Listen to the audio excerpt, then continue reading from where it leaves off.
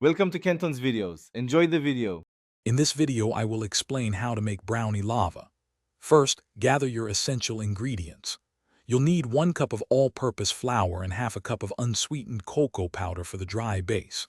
For sweetness, grab 1 cup of granulated sugar and half a cup of brown sugar, plus half a teaspoon of salt to balance flavors. Finally, have half a cup of melted unsalted butter, 2 large eggs, and 1 teaspoon of vanilla extract ready for the wet components.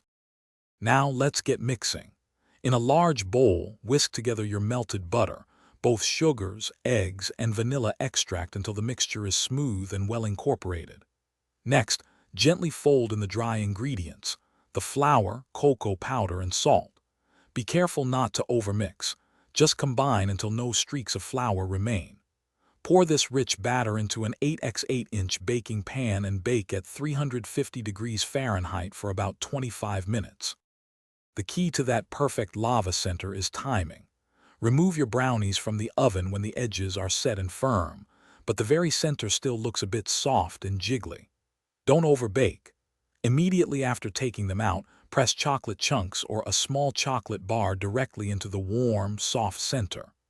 The residual heat from the brownies will gently melt the chocolate, creating that irresistible, gooey lava effect you're aiming for. To best enjoy your brownie lava, let it cool slightly for about 10 to 15 minutes before slicing.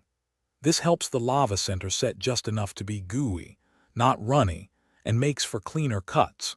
Serve these decadent treats warm, perhaps with a generous scoop of vanilla ice cream, for an absolutely divine dessert experience.